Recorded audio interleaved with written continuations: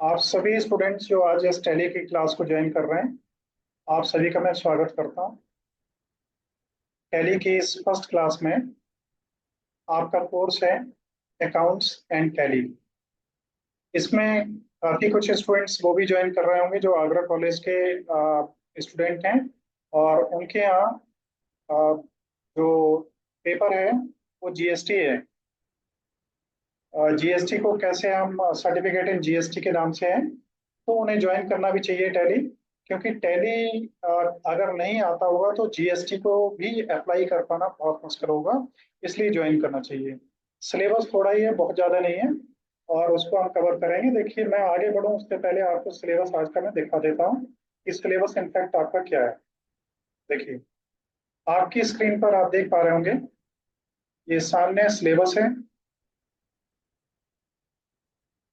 इस कोर्स को ही पूरे को समझ लीजिए आप पहली बार। Title of course accounts and Tally, broad area और सेक्टर इसका है practical accounts, Tally, inventory and banking. Independent course है। Independent means this course will be valid for 6 months only, and validity in what sense, that is कि 6 महीने के बाद में आपको दूसरा कोई सिलेक्ट करना पड़ेगा। कोर्स होते हैं दो तरीके के, एक इंडिपेंडेंट दिखाई, एक दूसरा कोर्स होता है प्रोग्रेसिव। तो प्रोग्रेसिव कोर्स का मतलब होता है कि ये कोर्स चारों सेमेस्टर तक चल सकता है। ठीक है, एक ही सेम कोर्स, उसका नाम वही होगा, वो चेंज नहीं होगा, लेकिन उसमें सिलेबस जो दिया गया होगा वो 4 सेमेस्टर्स का होगा। अब अलाइंड एनएसक्यूएफ लेवल तो कुछ भी नहीं है। मैं चैट विंडो में आप लोगों से जानना चाहूंगा कि कुछ लोग जानते हैं एनएसक्यूएफ का मतलब क्या है। कोई जानते हो तो बताइए, यस लिखिए। नहीं जानते हैं, ठीक है, मैक्सिमम लोग नहीं जानते होंगे, कोई बात नहीं है। देखिए, मैं बताता हूँ। National skill qualification framework. ठीक है, तो अब एनएसक्यूएफ के माध्यम से ही सारे कुछ क्वालिफिकेशंस को नापा जाएगा। एनएसक्यूएफ क्या है, इस पर मैं एक वीडियो बना दूंगा अगर आप लोग चाहेंगे तो।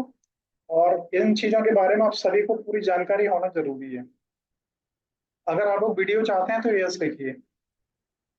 एनएसक्यूएफ क्या है, इसका क्या टोटल माइनिंग है और इसका क्या मतलब है। ओके, चलिए ठीक है, मैं आपके काफी लोगों ने रिस्पॉन्स है, थैंक यू।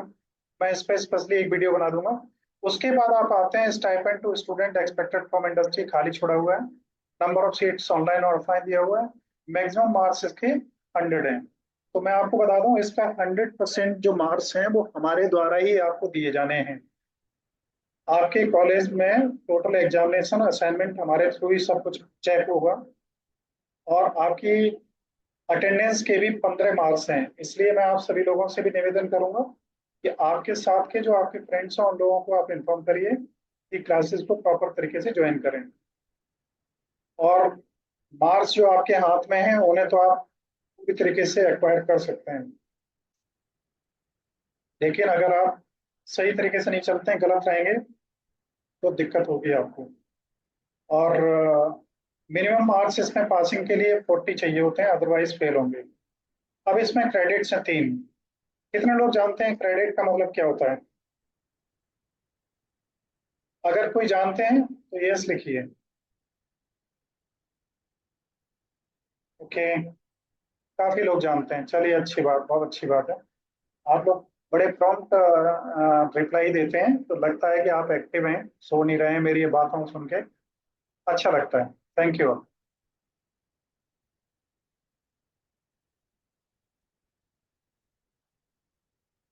चलिए, इसके बाद देखिए क्रेडिट क्या होता है कि जो आप पढ़ाई कर रहे हैं, ये सीबीएसई सिस्टम है। सीबीसीएस, सीबीसीएस की फुल फॉर्म किसी को मालूम है? अगर मालूम हो तो बताइए कोई। शायद किसी को भी नहीं मालूम होगी ना। नहीं मालूम है तो आप नो लिख सकते हैं। Okay, thank you. नहीं पता है तो देखिए, ये सब चीजें आप जान जाएंगे, आपको जानना चाहिए। इसे बोलते हैं चॉइस बेस्ड क्रेडिट सिस्टम। तो choice based credit credit system क्या है?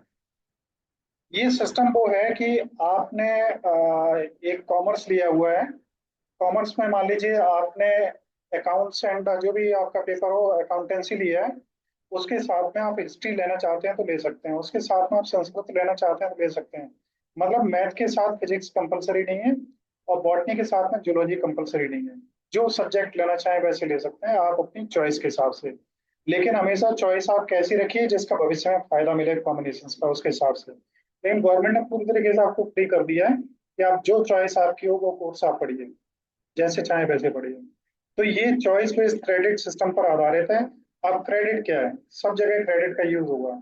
जो पहले आप मार्क्स कहते थे जिन्हें, या जो परसेंटेज में पहले नापा जाता था, वही अब आपका नापा जाता है परसेंट इक्वल टू ग्रेड। अंतर है दोनों में, लेकिन आपको समझाने के लिए मैं केवल यहाँ बता रहा हूँ। तो होता क्या है कि क्रेडिट, एक credit equal to 15 hours of theory. Okay. और either one is equal to 30 hours of practical.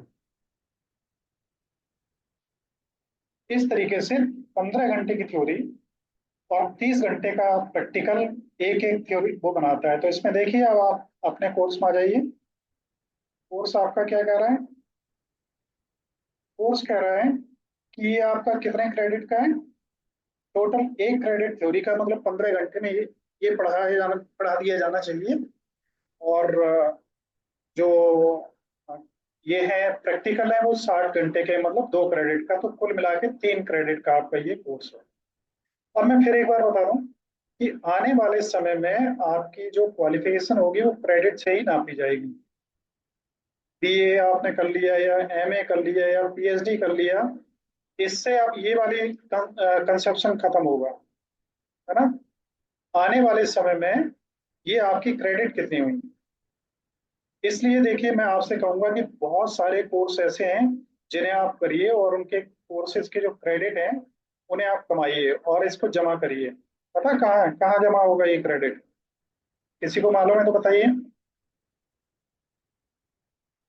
नहीं पता तो फटाफट नो लिख दिया करिए। नहीं पता है, गुड। चलिए, अच्छी बात है, नहीं पता है। देखिए, आप सीखने के लिए आए हैं यहाँ पे, बहुत अच्छी बात है, आपको नहीं पता है। लेकिन आप सीखने की इच्छा रखिए। ये क्रेडिट जहां हमारी जमा होंगी उसको हम कहते हैं ABC। फुल फॉर्म मालूम है किसी को? Either yes or no. You can write N for no and Y for yes, ज्यादा समय न लगे आपको। चलिए, कुछ लोगों को पता है, तो नहीं पता है उन्हें भी मैं बता दूं। इसको बोलते हैं एकेडमिक बैंक ऑफ क्रेडिट। देखिए, मेगा गोयल ने लिखा भी है। अब एकेडमिक बैंक ऑफ क्रेडिट का मतलब क्या है? मतलब जो भी कोर्स आप करेंगे बीए के साथ, 3 साल में जितने कोर्स करे उनसे अगर आपने 15 क्रेडिट आपको मिली है, तो 15 क्रेडिट के वो कोर्सेज आपके इस बैंक में जमा हो जाएंगे। और आपने अभी तक कितनी क्रेडिट कमाई? मान लीजिए 300 क्रेडिट आपने कमाई बीए से, 15 इससे कमाई, 50 किसी और से कमाई, तो आपकी टोटल क्रेडिट कितनी हो गई? 375। भविष्य में आप जब आगे बढ़ेंगे तो अब आप जैसे अप्लाई करते हैं सभी पेपर की फोटोकॉपी वगैरह लगाते हैं, वो सिस्टम खत्म हो जाएगा। अब क्या चलेगा? Digi locker. कितने लोग जानते हैं? अभी यूनिवर्सिटी ने ABC ID आपसे सभी से मांगी थी, सभी को कंपलसरी देना पड़ा था। चलिए, डिजी लॉकर बहुत लोग जानते हैं। ये डिजी लॉकर एक एकेडमिक बैंक ऑफ क्रेडिट, जैसे स्टेट बैंक ऑफ इंडिया में एक आपका लॉकर होता है, उसी तरीके से ये जो बैंक है इंडिया की एक बैंक है सभी को सेवा देने के लिए। और पैसे के मामले में बहुत सारी बैंक्स हैं। तो डिजी लॉकर इस बैंक में आपका एक खाता है जिसमें आपने कितनी क्रेडिट कमाई, कहाँ से कमाई, कैसे कमाई, वो होंगी। भविष्य में जब आप किसी जॉब के लिए अप्लाई करेंगे तो आप इसका एक वो दे देंगे अपना ID रेफरेंस, और बस आप इसे अप्लाई कर देंगे। ITS की क्लास लग रही है भाई अपनी, अलग लग रही है वो, आप पता करिए। ITS और एक और क्लास दोनों मिलकर लग रही होंगी, data entry and office automation, दोनों एक साथ लग रही होंगी। तो मैं आगे बढ़ूं। तो आपको आईडी देनी है, वहां से जाके आपके डॉक्यूमेंट्स को ऑनलाइन वेरीफाई करेंगे, बात खत्म हो जाएगी। ये जो पेपर वाला सिस्टम चलता है ये सब खत्म हो जाएगा आने वाले समय में। ठीक है, तो हम लोग यहाँ तक आ गए। मैं आगे बढ़ूं। देखिए, यहाँ से अब ये आपका सिलेबस है, तो इस सिलेबस में अब आप देखेंगे तो फर्स्ट यूनिट हमारी क्या है? Practical manual accounts. 2 घंटे का टाइम है, 5 घंटे का प्रैक्टिकल टाइम दिया हुआ है। अब इस हेडिंग ही केवल दी है, इसके अंदर का सिलेबस भी नहीं दिया है कि इसमें सिलेबस क्या होना चाहिए। नीचे तक देखिए, सब में कुछ भी नहीं दिया है।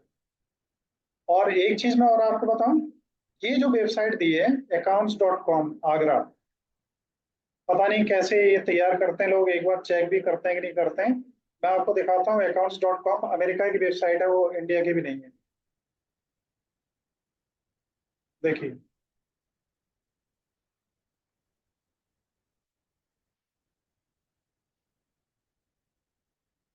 देखिए साहब, ये है वेबसाइट।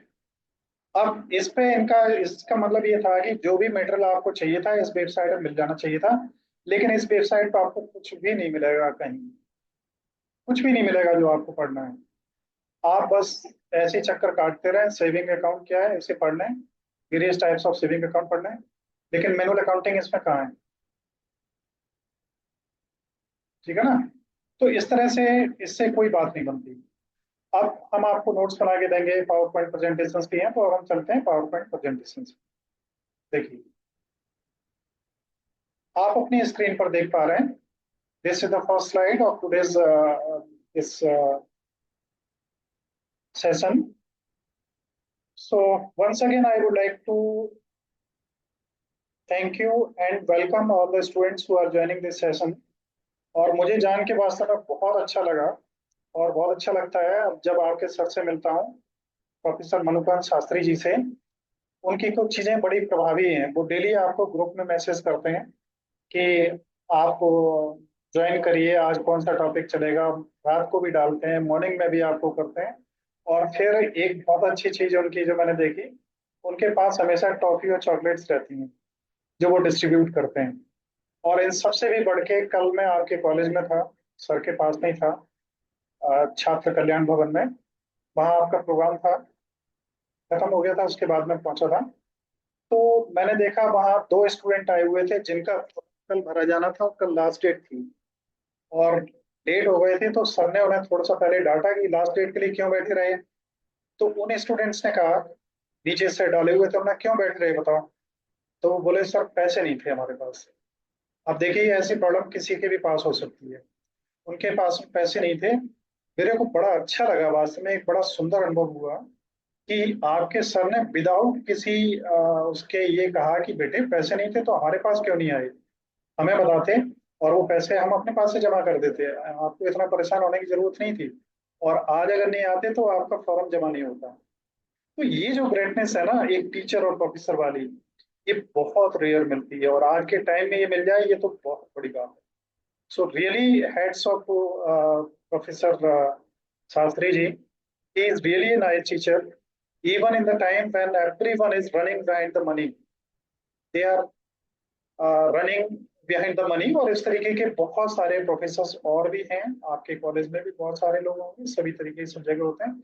मैं सभी नहीं मिला हूँ, जिन लोगों को जानता हूँ उनमें से एक सर से मेरे को मिलना हुआ, तो उनके मैं एक अनुभव आपके लिए शेयर कर रहा हूँ, क्योंकि देखिए ऐसे लोगों को स्पेशली रिकॉग्निशन मिलनी चाहिए, जिससे और भी लोग इंस्पिरेट हों। मैं आगे बढ़ता हूँ। देखिए, ये फर्स्ट स्लाइड थी, अब नेक्स्ट स्लाइड में चलते हैं कि हम आज पढ़ेंगे क्या। तो देखिए, what we will learn today: practical manual accounts, history, types of accounting, key aspects of accounting, meaning of debit and credit, right? तो ये चीजें आज हम पढ़ेंगे। बीए सेमेस्टर फर्स्ट की क्लास लग रही है आशिक जग्गी, और देखिए हर्ष शर्मा का भी मैसेज है, यस सर बहुत अच्छे हैं, आई नो। तो डेफिनेटली वो अच्छे हैं। मैं आगे बढ़ता हूँ। प्रैक्टिकल मैनुअल अकाउंट्स के बारे में पढ़ेंगे आप, history and types of accounts के बारे में पढ़ेंगे, की एस्पेक्ट्स ऑफ अकाउंटिंग पढ़ेंगे, meaning of debit and credit पढ़ेंगे। और what should I study today, आज मुझे क्या पढ़ना चाहिए, ये पढ़ना चाहिए में तो आपकी पसंद हो जाती, लेकिन हम क्या पढ़ाएंगे वो आपको पढ़ना है। नेक्स्ट हम अगली स्क्रीन की तरफ बढ़ते हैं। देखिए, the history of accounting is a long and evolving process that reflects the changing economic, social and technological context। तो हिस्ट्री जो है अगर उसमें जाएंगे तो बहुत बड़ी है, हमें ज्यादा हिस्ट्री में नहीं जाना है, सिलेक्टिव पॉइंट लेके आगे बढ़ना है। The history of accounting dates back thousands of years with its origin in ancient civilizations। Accounting की हिस्ट्री बहुत पुरानी है और जिसमें तमाम सभ्यताएं आती गई, चलती गई, अपना योगदान देती गई, अगले लोग सीखते रहे और आगे बढ़ते रहे। सबसे पहला जो एक प्रमाण इस क्षेत्र में आता है वो बिफोर क्राइस्ट 5000 ईयर्स पहले मेसोपोटामिया की जो सभ्यता थी उसमें अकाउंटिंग की कुछ चीजें पाई गई।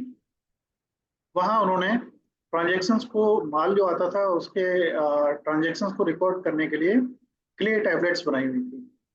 इसी तरीके से एंशियंट इजिप्ट इजिप्ट और बेबीलोन वगैरह की जो सभ्यताएं हैं वहां पे भी देखा गया है कि वहां भी अकाउंट्स का प्रयोग व्यापार के लिए किया जाता था। सन 1494 में इटालियन मैथमेटिशियन लूका पासियोली ने अपनी एक बुक पब्लिश करी जिसमें उन्होंने अकाउंटिंग से संबंधित सारी काफी कुछ चीजों का विवरण दिया था। और आपने पढ़ा होगा, आप अकाउंट्स के स्टूडेंट हैं सभी, कि मैथमेटिशियन ल्यूका पेसियोली को ही फादर ऑफ अकाउंटिंग भी कहा जाता है। यहाँ पे मैं एक चीज आपको जोड़ दूं थोड़ा सा, कि कल भी शायद मैंने बताया था, father of computer Charles Babbage को माना जाता है। और चार्ल्स बेबेज जो है उन्होंने क्यों कहा जाता है, क्योंकि उन्होंने कैलकुलेटर को डेवलप किया था। और फादर ऑफ कंप्यूटर इसलिए कहा जाता है कि उन्होंने दो मशीन डेवलप करी थी, एक एनालिटिकल इंजन और एक डिफरेंस इंजन, जिसके आधार पर कंप्यूटर आगे चल के बना। तो चार्ल्स बेबेज के जो फादर थे वो वहाँ के टैक्सेशन डिपार्टमेंट में, जहाँ पे इस तरीके का ट्रेड होता था, उसमें एक क्लर्क थे। पूरे दिन बैठे बैठे चेयर पे काम करना पड़ता था, तो उनकी बैकबोन में काफी दिक्कत हुई। और इस बच्चे को लगा कि भाई ये तो ज्यादा प्रॉब्लम वाली चीज है और इसमें दिक्कत होगी, तो हम अगर क्या फादर को किस तरीके से असिस्ट कर सकते हैं। इस भावना से जो ये थे चार्ल्स बेबेज, उन्होंने प्रेरित होके इस कैलकुलेटर डिवाइस का डेवलपमेंट किया। इससे एक अलग चीज और मैं आपको बता दूं जो इस लिखे हुए में नहीं है, जो मैंने पढ़ा है, कि पुरानी सभ्यताओं में जब लोगों ने जानवर पालने शुरू कर दिए थे तो क्या होता था, वो जानवर लेके जाते थे जंगलों में, जिस समय चराने के लिए अपने गुफाओं से निकलते थे। तो कई बार जब जानवर वापस लौटते तो ऐसा होता कि गुफा भर जाती और जानवर अभी भी कुछ बाहर खड़े हैं। इससे दिमाग में कुछ जोर पड़ने लगा कि कुछ गड़बड़ तो होता है। धीरे धीरे पता लगा कि अगर जानवर बाहर भी खड़े हैं और अंदर फुल हो चुके हैं, इसका मतलब है कि जंगली जानवर इसमें मिल गए और जानवर बढ़ गए। फिर कई बार जगह खाली रह जाती है, तो उन्होंने क्या किया, छोटे छोटे से जो पत्थर के टुकड़े थे उन्हें हाथ में दिया, एक पत्थर नीचे डाला, एक जानवर बाहर निकाला, एक पत्थर नीचे डाला, एक जानवर बाहर निकाला, और जब वापस आए तो एक जानवर अंदर, एक पत्थर हाथ में, एक जानवर अंदर, एक पत्थर हाथ में। तो अब पता लगने लगा कि हाँ, ये गड़बड़ है। तो यहीं से अकाउंटिंग की शुरुआत हो गई, अकाउंटिंग की स्पेशली। ठीक है, मैं आगे बढ़ता हूँ। देखिए, अब हम अगर अकाउंटिंग की हिस्ट्री की बात करें तो इसे एंशियंट अकाउंटिंग सिस्टम, जो प्री 500 एडी था, मेडिवल एंड रिनाइंस डेवलपमेंट का जो पीरियड रहा है 500 से 1500 एडी रहा है, industrial revolution and modern accounting ये 1700 से 1900 तक का रहा है। जो इंग्लैंड में रिवॉल्यूशन हुआ था, इंडस्ट्रियल रिवॉल्यूशन, उसके बाद में, और 20th सेंचुरी डेवलपमेंट और 21st सेंचुरी। अब 21st सेंचुरी ने तो पूरा अकाउंटिंग का सिस्टम ही बदल दिया। जो आप टैली सीख रहे हो इसी वजह से सीख रहे हो। सारी प्रॉब्लम्स, अकाउंटिंग की सारी समस्याएं इन्होंने खत्म कर दी। इसमें क्या यूज हुआ, अकाउंटिंग सॉफ्टवेयर्स और देखिए, सॉरी, चलिए, तो यहाँ पे ऑटोमेशन एंड सॉफ्टवेयर ने पूरी दुनिया को बदल के रख दिया। आज आप दुनिया में किसी भी देश में कोई भी भाषा बोली जा रही है, लेकिन इन सॉफ्टवेयर के थ्रू आप ट्रेड कर सकते हैं। क्योंकि आलू को इंग्लिश इंग्लिश में पोटैटो कहते हैं, हिंदी में आलू कहते हैं, मलयालम, तेलुगु, तमिल और ब्राजील, कैनेडियन और लैटिन में क्या कहते हैं आपको नहीं पता। लेकिन अब क्या हुआ, जिस तरीके से IUPAC सिस्टम था, केमिस्ट्री में आप लोगों ने पढ़ा होगा, international union of pure and applied chemist, जिसमें सभी केमिकल चीजों के नाम पूरी दुनिया में एक हैं। Cl क्लोरीन के लिए है, तो पूरी दुनिया में वो Cl के नाम से ही जाना जाएगा। इसी तरीके से आपके टैली में और खास करके GST में और टैक्सेशन में दो शब्द यूज किए जाते हैं, जो इंटरनेशनल व्यापार या लोकल भी हम करते हैं उसके लिए। एक होता है जिसको कहते हैं SAC, सैक, और एक होता है, मैं नंबर नाम थोड़ा सा भूल रहा हूँ, एक सैक होता है और एक होता है HSM। आप में से कितने लोग जानते हैं इसको? सैप नहीं है, सैक है, SAC। जानते हैं कोई इनको? नहीं जानते तो मैं बताऊं। जानते हैं तो यस लिखिए, नहीं तो नो लिखिए।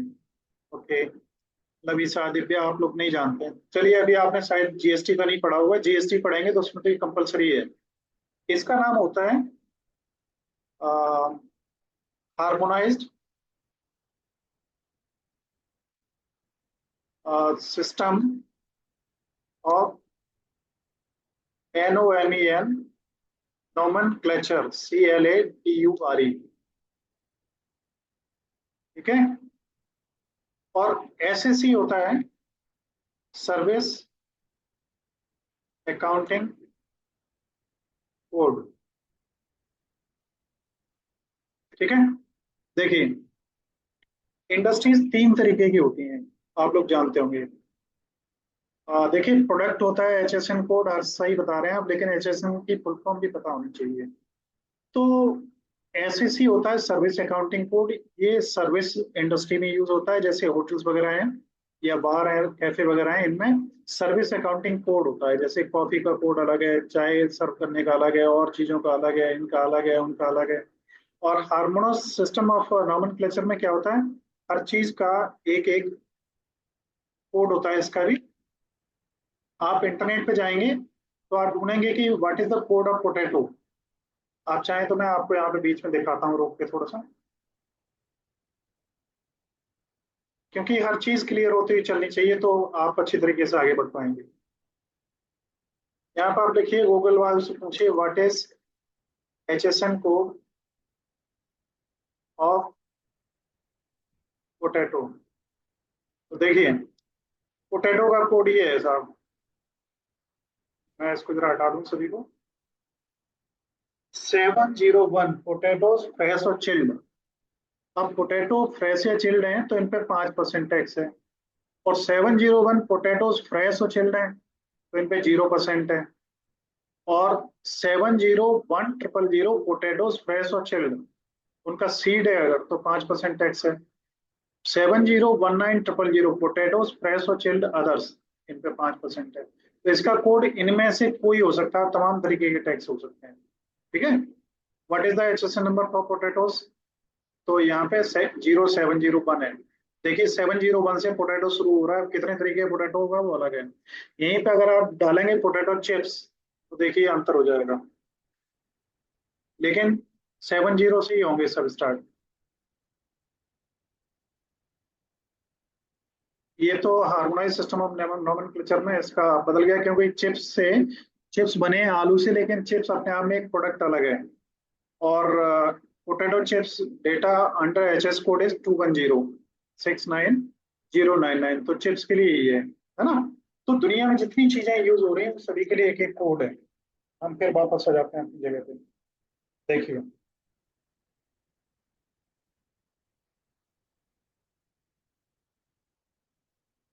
तो मैं थोड़ा सा फास्ट पढ़ूंगा क्योंकि सिलेबस भी कवर करना है। टाइप्स ऑफ अकाउंटिंग, तो यहाँ पे जो आपको दिख रही हैं, इसके अलावा भी अकाउंटिंग के टाइप्स बहुत होते हैं। इंटरनेशनल अकाउंटिंग है, कॉस्ट है, ऑडिटिंग है, मैनेजमेंट है, टैक्सेशन है, एक फॉरेंसिक है। फॉरेंसिक क्या होती है जानते हैं आप में से कोई? जानते हो तो फटाफट यस लिखिए, नहीं जानते हो तो मैं बता दूंगा आपको भी। चलिए मैं बता देता हूँ फोरेंसिक अकाउंटिंग क्या होता है। जैसे फोरेंसिक साइंस है, उसमें आप पढ़ते हैं तो इसमें कोई सबूत ढूंढे जाते हैं अगर कोई कहीं पे क्राइम हुआ होता है तो। और फोरेंसिक अकाउंटेंसी में क्या है कि फ्रॉड जो लोग करते हैं उन फ्रॉडस्टर्स के ढूंढते हैं ऑनलाइन। जैसे अभी आप देखते होंगे जीएसटी चोरी के केस पकड़े जाते हैं, तो एक्सपर्ट होते हैं कि चोरी किन किन तरीके से हो सकती है, कैसे कैसे रोका जा सकता है। उनके मतलब चोरी रोकने के, धोखाधड़ी रोकने के एक्सपर्ट जो अकाउंटिंग में, वो फोरेंसिक अकाउंटिंग के अंतर्गत आता है। ठीक है, आगे बढ़ता हूँ। की एस्पेक्ट्स ऑफ अकाउंटिंग। अकाउंटिंग के मुख्य एस्पेक्ट क्या है? तो पहला रिकॉर्डिंग, दूसरा क्लासिफाइंग, तीसरा समराइजिंग, चौथा इंटरप्रीटिंग। रिकॉर्डिंग क्या है? आप अगर आप 500 रुपए का आज कोई सामान खरीद के लाए, मान लीजिए आप 500 रुपए की बुक्स खरीद के लाए, तो आप उसका बाउचर आपके पास में होगा। बाउचर में देखेंगे तो दो चीजें स्पष्ट हो जाएंगी, कैश खरीदा या क्रेडिट में खरीदा। तो क्रेडिट में खरीदा तो जहां से लाए उसका नाम होगा, कैश में खरीदा तो कैश लिखा होगा, और क्या लाए हैं, बुक्स लाए हैं, तो दो चीजें क्लियर हो जाएंगी। ये क्लासिफाइंग में आ जाएगा। तो असेट्स में हमारा आ जाएगा बुक्स, और रेवेन्यू में हमारा जाएगा पैसा। अगर हम कैश में ला रहे हैं, उधार ला रहे हैं, तो लाइबिलिटीज में जाएगा। ये सब आप जानते हैं, आप कॉमर्स के स्टूडेंट है, मैं ज्यादा समय नहीं लगाऊंगा। समराइजिंग में क्या होता है कि असेट्स, लाइबिलिटीज, रेवेन्यूज इन्हें समराइज करके एक जगह लिखते हैं। और इंटरप्रीटिंग में जो हम लोग बनाते हैं बैलेंस शीट, ट्रेडिंग अकाउंट और प्रॉफिट एंड लॉस अकाउंट्स, उनके द्वारा जो तैयार होता है, फाइनल रिपोर्ट जैसे तैयार होती है, वो इंटरप्रीटिंग के बाद होता है। देखिए नेक्स्ट आगे बढ़ता हूँ। तो फर्स्ट रिकॉर्डिंग ट्रांजेक्शन क्या है, देखिए। On October 10, ABC bakery sells cakes worth $500 to a customer. ABC $500 का एक केक किसी कस्टमर को बेचता है। ठीक है, ये रिकॉर्डिंग ट्रांजेक्शन है। आप क्लासीफाई इसे कैसे करेंगे? सॉरी, समराइजिंग में हम आ गए, क्लासीफाई। ये classifying, the sale of 500 is recorded as revenue. इसने बेचा है, बेचने वाला है ये। Purchase of ingredients of $200 recorded as expenses. अब केक बनाने के लिए हम $200 का माल खरीद के लाए थे, $200 का। तो इसकी एंट्री करेंगे तो ये दो एस्पेक्ट हमें मिल जाएंगे, एक डेबिट और क्रेडिट का। अगला, समराइजिंग इन फाइनेंशियल। तो इसमें रेवेन्यू कितना है? 500। एक्सपेंसेस कितना है? 200। नेट प्रॉफिट हमारा कितना है? 300। ये समरी है, इससे हमें पता लगता है कि हमारा बिजनेस कैसा और कहाँ चल रहा है। अगला है इंटरप्रेटिंग रिजल्ट्स। तो रिजल्ट जब इंटरप्रेट करेंगे तो हम ये कहेंगे कि हम $200 का सामान लेके आए बेकरी में, हमने उसे 500 का बेचा, और कुल मिला के हमने $400 कमाया। तो this is called interpretation. Now manual accounting. What is manual accounting? तो मैनुअल अकाउंटिंग की अगर हम बात करेंगे, तो मैनुअल अकाउंटिंग में जहाँ पे कोई कैलकुलेटर या कंप्यूटर का प्रयोग ना हो, और हाथों से सारे अकाउंट बनाने पड़े, और जहाँ पे सारी मैनुअल एंट्रीज जैसे आप अभी कर रहे हैं, जो आपने अकाउंटिंग सीखी होगी, कि कोई भी एंट्रीज आपको दे दी, फिर आप उसे लेजर जनरल में कर रहे हैं, फिर लेजर में कर रहे हैं, फिर ट्रायल बैलेंस में कर रहे हैं, फिर प्रॉफिट एंड लॉस में कर रहे हैं, बैलेंस शीट में कर रहे हैं, और ट्रेडिंग अकाउंट्स में कर रहे हैं। तो ये हाथ से जो आप कर रहे हैं उसी सिस्टम को मैनुअल अकाउंटिंग कहा जाता है। ओके, आगे बढ़ते हैं। अब जनरल एंट्रीज क्या होती हैं? देखो, जब हम कोई भी एंट्री बाउचर से पहली बुक जिसमें एंट्री करते हैं, वो बुक हमारी जनरल बुक कहलाती है। और ये प्रोसेस जिसके द्वारा हम एंट्री कर रहे होते हैं, वो प्रक्रिया हमारी कहलाती है जनरलाइजेशन, है ना। वो प्रक्रिया जनरलाइजेशन कहलाती है। और जनरल से दूसरी बुक्स जिसमें हम पोस्ट करते हैं वो होती है लेजर। तो जनरल में हम डेट वाइज करते हैं, और लेजर में कंपनी वाइज या पार्टी वाइज करते हैं। हम डेट वाइज नहीं करते, क्योंकि किसी भी एक पार्टी के अकाउंट को एक जगह पे कंसोलिडेट करना होता है, तो इसे इस तरीके से करते हैं। जनरल में तो क्रोनोलॉजिकल ऑर्डर में डेट के लगे होते हैं, बट लेजर्स में ऐसा नहीं होता है। इसके बाद आता है हमारा ट्रायल बैलेंस। थोड़ा सा ये गलत हो गया भाई, एंट्रीज ऊपर नीचे हो गई, यहाँ जनरल लिखा है और सभी में ही जनरल लिखा है। चलिए मैं ऐसे ही आपको समझा देता हूँ, देखिए। ट्रायल बैलेंस जो है, जब लेजर से हम सभी के डेबिट और क्रेडिट निकाल लेते हैं, एक एक कंपनी के टोटल डेबिट में आ रहा है, क्रेडिट में अमाउंट आ रहा है, फिर उसे जब एक जगह पे लिखते हैं, दोनों को मैच करते हैं, दोनों इक्वल होने चाहिए, वहां से स्थिति हमारी क्लियर हो जाती है कि हमारे अकाउंट सही है या गलत है। इसके बाद फाइनेंशियल स्टेटमेंट जो आप तैयार करते हैं अपने profit and loss balance sheet वगैरह, वही फाइनेंशियल स्टेटमेंट्स कहलाते हैं। और यहाँ से क्लोजिंग अकाउंट्स पे तैयार होते हैं। क्लोजिंग अकाउंट जो मैंने बताया आपको, ये बैलेंस शीट, और बैलेंस शीट एक तरीके से क्लोजिंग अकाउंट होता है। ट्रेडिंग के नेक्स्ट में चले जाते हैं और प्रॉफिट एंड लॉस का यहीं पे होके खत्म हो जाता है, ओपनिंग बैलेंस में नेक्स्ट ईयर पड़ जाता है। अब हम आते हैं कि the term debit and credit and their origin. ये मैं उम्मीद करता हूँ कि आप सभी लोग कहेंगे आप सभी ने पढ़ा है, लेकिन निश्चित रूप से आपने नहीं पढ़ा होगा जो मैं बताने जा रहा हूँ। अगर आपको लगता है तो आप यस लिखिए, नहीं लगता है तो नो लिखिए। क्योंकि कॉमर्स में जैसे आप शुरू होंगे ये भी तो यही है ना। और ABCD अगर नहीं आती है और बैचलर में आ गए हैं और नो लिख रहे हैं गौरव करदम, और कोई भी नो नहीं लिख रहा है, इसका मतलब बाकी के सब लोग जानते हैं। यीशु नहीं जानते हैं, ठीक है। और इसके अलावा और भी कोई है जो नहीं जानते हैं।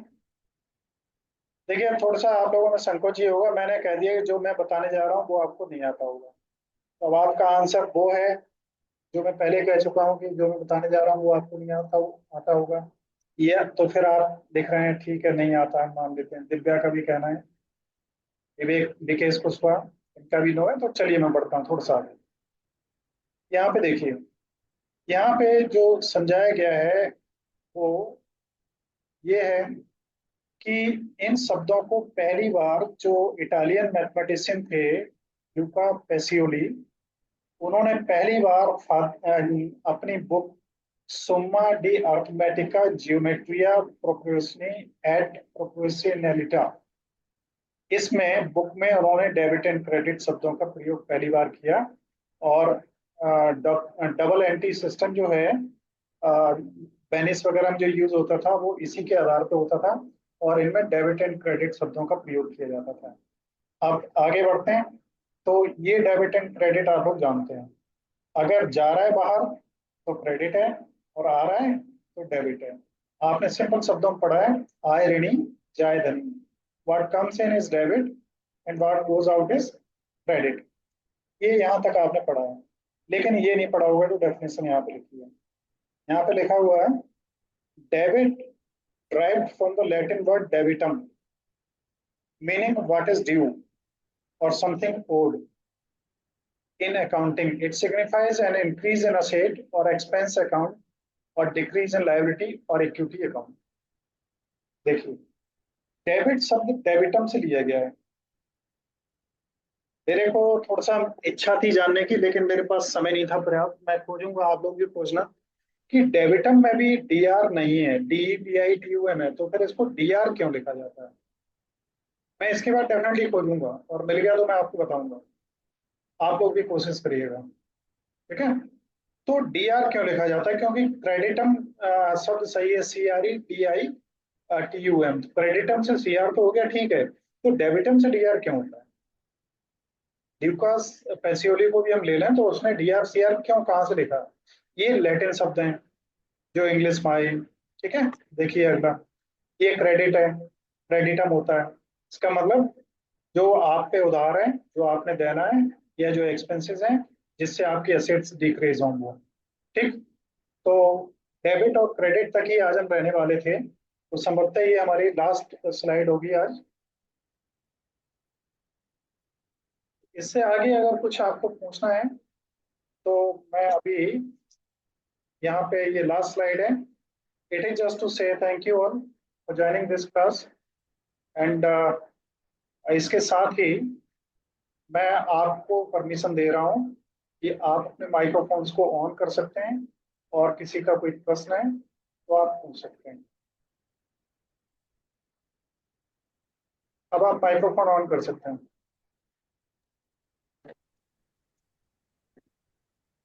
किसी कुछ सर पूछना मुझे है, कुछ पूछना था। पूछिए, बताइए निक्की। सर वोकेशनल का असाइनमेंट अभी बनाना है। बिल्कुल बनाना है, थोड़ा सा टाइम लगेगा, हम देंगे आपको। Okay sir. Anybody else.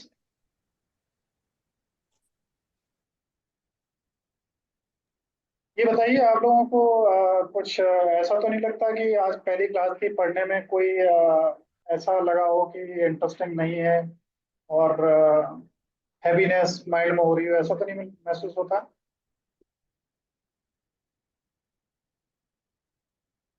Exam कब है सर उसका? ऑनलाइन होगा या फिर ऑफलाइन होगा सर? इसका ऑनलाइन भी होगा और ऑफलाइन भी होगा, और असाइनमेंट भी होंगे। Okay sir, thank you sir. 15 number आपकी अटेंडेंस के होंगे। अकाउंट्स एंड टैली का एक ही होगा। सुफियान, एग्जाम के लिए अभी टाइम लगेगा, अभी तो आज आपकी फर्स्ट क्लास लगी है। मुस्कान, असाइनमेंट कैसे होंगे, ऑनलाइन या ऑफलाइन, इसको अभी हम फाइनल करेंगे, अभी कंफर्म नहीं है। और किसी कोई प्रश्न है? नहीं है? चलिए, अभी 53 हुआ है, 7 मिनट कम है। आप लोग अगर चाहें तो आपको क्या मैं एक स्टोरी सुनाऊं छोटी सी? Yes sir, yes sir. हाँ सर, सुनाइए। क्योंकि बच्चों को स्टोरी से बड़ा लगाव होता है। Yes sir. बड़ी सुनाऊं या छोटी? सर छोटी सुनाइएगा सर, नेक्स्ट क्लास भी है ना इसलिए। चलिए, छोटी सी सुन लीजिए। या मैं ऐसा करता हूँ, क्लास नेक्स्ट है तो हम भी 2 4 5 मिनट पहले से ऑफ करेंगे, तो कहानी ना सुना के मैं आपको एक क्विज पजल दे रहा हूँ, उसे आप सोल्व करिए। ठीक है? करेंगे? Yes sir. ओके। तो देखिए, मैं आपको बता रहा हूँ कि मान लीजिए, मैं एनोटेशन देख रहा हूँ, ऐसा कोई टूल हो तो, कोई टूल इस तरीके का मेरे को दिख नहीं रहा है जो मैं ड्रॉ करके आपको समझा सकूं।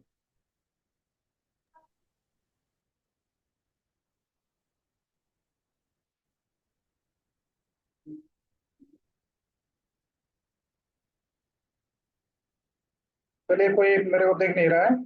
मान लीजिए ये एक ग्लास है और इधर ये दूसरा ग्लास है, ठीक है? एज्यूम कर लेते हैं, ये फर्स्ट ग्लास और ये दूसरा, ये दोनों बिल्कुल इक्वल साइज के हैं। कितने? 250 ml।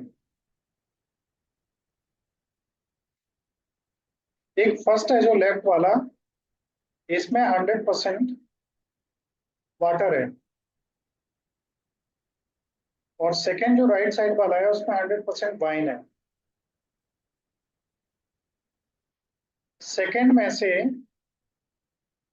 एक स्पून भर के इसको पानी में मिला दिया गया। उसके बाद में फर्स्ट में से वाइन प्लस वाटर हो गया, इसमें से उतना ही जितना लिया था उतना ही 1 चम्मच भर के सेकेंड में मिला दिया गया वाटर, उसमें वाइन में। अब आपको ज्यादा बताना है कि पानी में ज्यादा शराब या शराब में ज्यादा पानी, बताइए, कोई बता सकता हो तो। और जो भी बताएंगे आंसर गलत होगा, मैं 100% कॉन्फिडेंस के साथ बता रहा हूँ। और जितनी जल्दी बताएंगे उतना ज्यादा गलत होगा। और अगर नहीं बताया, 2 4 मिनट सोचने लगे, तो आंसर ही नहीं दे पाएंगे फिर आप। बताइए अब इसका। माइक्रोफोन ऑन कर सकते हैं आप लोग।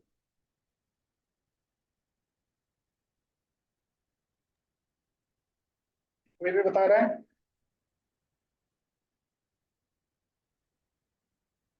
एक का भी आंसर अभी आया नहीं है। शराब में ज्यादा पानी या पानी में ज्यादा शराब?